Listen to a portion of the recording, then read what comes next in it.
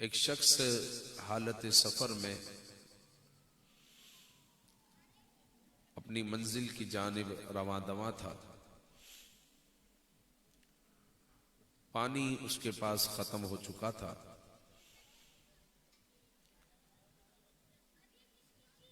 اب سفر تو اپنی جگہ پر جاری تھا لیکن پانی موجود نہ تھا۔ تو اب جو ہے اس کی پیاس میں اضافہ ہوتا چلا گیا، اور اب اس کی نگاہیں کنویں کی تلاش میں یہاں وہاں سفر کرتی رہی کہ حالت سفر میں کہیں پر مجھے پانی مل جائے۔ یہاں تک کہ پیاس نے شدت اختیار کر لی اور وہ ایک کنویں تک پہنچ گیا۔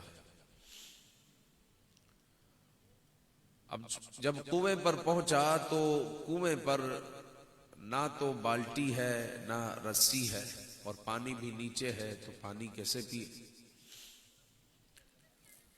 تو پیاس کی شدت نے اس کو کنویں میں چھلانگ لگانے پر مجبور کر دیا۔ اس نے جو ہے کنویں میں چھلانگ لگا لی،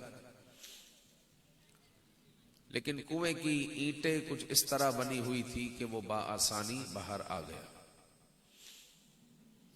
اب اس کی پیاس بجھ چکی تھی اور اب وہ اطمینان کا سانس لے رہا تھا۔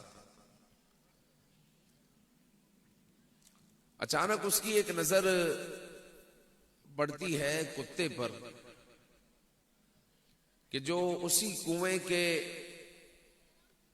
پاس ہی گیلی مٹی کو چاٹ رہا ہے، اور محسوس یہ ہوتا ہے کہ شاید یہ پیاسا ہے۔ تو چونکہ وہ ابھی ابھی پیاس کی شدت سے گزرا تھا تو اس کو معلوم ہے کہ پیاس کیا ہوتی، تو اس کو کتے پر رحم آ گیا۔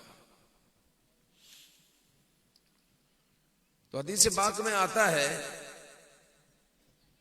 کہ اس شخص نے اپنا موزہ اتارا، اور موزہ یوں تو ہمارے آج کل کے جو موزے ہوتے ہیں اون کے ہوتے ہیں، یہی موزے چمڑے کے بھی آتے ہیں، ابھی بھی آتے ہیں، اور پہلے چمڑے کے ہی ہوتے تھے عام طور۔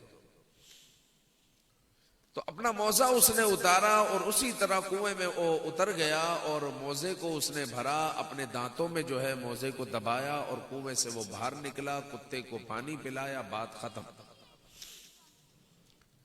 لیکن رسول اکرم صلی اللہ علیہ وسلم نے فرمایا اللہ تعالیٰ نے اس کے اس عمل کی وجہ سے، یعنی کتے پر رحم کرنے کی وجہ سے، اس شخص کی مغفرت فرما دی، کتے پر رحم کیا۔ اور معراج کی رات حضور